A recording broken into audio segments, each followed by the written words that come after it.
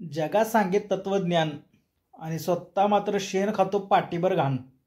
माफ करा मला, ही संत तुकाराम महाराजांची ओवी आहे. जगात सांगे ब्रह्मज्ञान आणि आपण मात्र कोरडे पाषाण.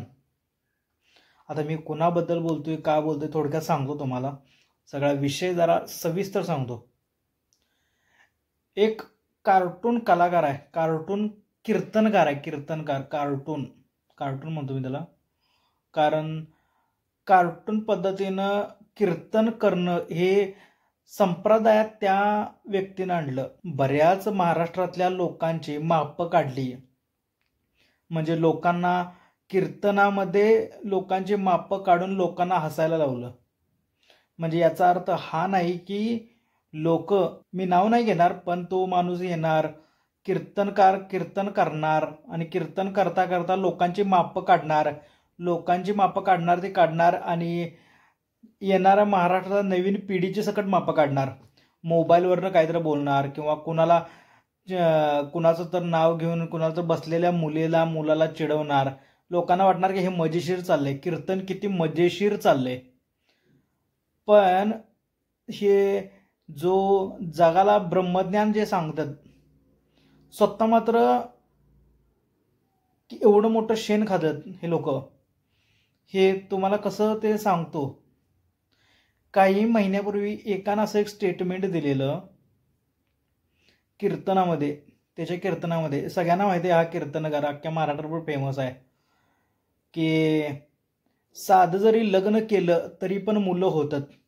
भले त्याच्यावरती केस झाली आणि काय काय झालं, बऱ्याच गोष्टी होऊन गेल्या, सगळ्या लोकांना समजलं त्यावेळेस. पण बरे कोण बोलायला गेलं, त्याच्या अगेन्स्ट कोण बोललं, बऱ्याच गोष्टी झाल्या. पण आता जेव्हा त्याच्याच मुलीच्या लग्नाची वेळ येते, तेव्हा तो माणूस स्वतःच्या मुलीच्या साखरपुड्यात 20-20 लाख रुपये खर्च करतो.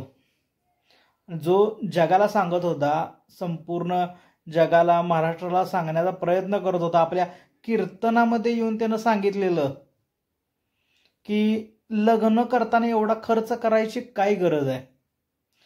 म्हणून आज संत तुकाराम महाराजांची ही ओवी त्याच्यावरती परफेक्ट बसत्या. जगात सांगे ब्रह्मज्ञान, आपले मात्र कोरडे पाषाण. म्हणजे माणूस जो पेरतो तेच उगवतं. जर तुम्ही विचार करा की जो माणूस संपूर्ण महाराष्ट्राला बदलण्याचा प्रयत्न करतोय, जो कीर्तनाचा आजपर्यंतचा जो मुख्य भाग होता की लोकांची जनजागृती करणे चांगल्या विचारांनी, तुकाराम महाराज आणि ज्ञानेश्वर महाराजांच्या ओवीतून जे संपूर्ण महाराष्ट्र बदलायचं जे काम होतं, ते की कीर्तनातून बरेच लोक संप्रदायातून करतात. आणि या संप्रदायाचंच अशा पद्धतीनं एक चेष्टा मस्करी चालू केलेली आहे काही लोकांनी. पैसे घेणे आणि त्याच्यासाठी कीर्तन करणे हा एक आज बिझनेस आहे, बिझनेस. हा काय लोक स्वतः कीर्तन करून प्रबोधन करत नाही आहेत, तर बिझनेस करतात. यांच्या फी जर ऐकल्या, लाख 1.5 लाख यांच्या फी असतात 3 तासाचं कीर्तन करण्यासाठी. आणि त्याबरोबर एक कीर्तनात येणार, सगळ्या गावाची मापं काढणार, अख्ख्या महाराष्ट्राची मापं काढणार आणि महाराष्ट्राचं प्रबोधन करतोय ह्या गोष्टी दाखवून देणार, जाणवून देणार. पण आपण मात्र या कीर्तनासाठी लाख 1.5 लाख रुपये फी घेणार. ते व्हिडिओ बनवणार, व्हिडिओ फेमस व्हायसाठी चक्क तुम्ही मंदिरामध्ये तुम्ही वाटेल त्या भाषेचा उपयोग करणार. का तर तुम्ही फेमस व्हावं, तुमची भाषा सगळ्यांना कळावी, लोकांना आपलं एंटरटेनमेंट भेटते म्हणून लोक पारायणाला जातात, लोक पारायण भरवतात आणि लोक पारायणाला जातात. आणि तुमच्यासारख्या कीर्तनकारांच्या मुळं आज संप्रदाय सकट लोक बघण्याचा दृष्टिकोन चेंज व्हायला लागला संप्रदायाकडे. ह्याचं सगळ्यात मोठं कारण हे असले महाराज आहेत, असले कीर्तनकार आहेत, जे की यांच्यामुळं संप्रदायाकडं किंवा कीर्तनाकडे बघण्याचा दृष्टिकोन चेंज झालाय. जे लोक जगाला ज्ञान सांगतात पण यांची रियालिटी काय, जे सांगतात की पैसा मोह आहे, माया आहे, आणि हे मात्र 1.5 लाख रुपये तेच सांगण्यासाठी घेतात. आणि एवढंच नाही की लग्न करताना मोठं लग्न करू नये, थाटामाटात लग्न करू नये, साधं सिंपल लग्न करावं, असं बऱ्याच वेळेला या कीर्तनकारांना सांगितले. मी नाव नाही घेत, तुमच्या लक्षात येईलच.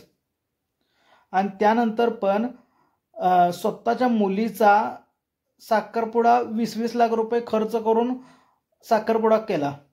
आता साखरपुडा 20 लाख रुपये खर्च केलाय म्हटल्यावरती लग्नात करोडो रुपये येणारच. यापेक्षा हेच 20 लाख रुपये आणखीन 100, जे 20-20 लाख रुपये तुम्ही घालून मुलींच्या लग्नाचा जो साखरपुडा केलाय, याच्याऐवजी गोरगरीब मुलांना शालेय, जिथं ज्या मुलांना शिक्षणाची कमी आहे तिथं त्या मुलांना शिक्षणासाठी जर ते पैसे खर्च केले असते, किंवा एखाद्या गोरगरीब मुलांची लग्न लावून दिलं असतात, तुम्ही कोणाचं अन्नदान केलं असतं, तरी पण लोकांनी तुमचं कुठंतरी नाव काढलं असतं. पण तुम्ही लोकांच्या मुलांची मुलींची मापं काढणारा, तुम्ही पारायण बसतं तिथं नको त्या शब्दांचा वापर करणार, आपल्या देवदेवतांच्या समोर तुम्ही पारायण बसवता, कीर्तन करता, आणि कीर्तनामध्ये अशा पद्धतीची तुम्ही जर वाक्यरचना आणि तुमचे हे विचार जर मांडत असाल, तर तुमचं विचार स्वतः सुधारण्याची गरज आहे. आणि दुसरी गोष्ट म्हणजे या प्रबोधनाची समाजाला गरज नाही आहे. त्याचबरोबर तुम्ही तुमची जी आत्मीयता आहे ती पण कुठंतरी संपलेली दिसते. तुमची फक्त आत्मीयता त्या पैशांसाठीच पाठीमागे लागलेली आहे, आणि याचा लवकरच पर्दाफाश होईल आणि समाजकंटकांना नक्कीच साईडला करेल.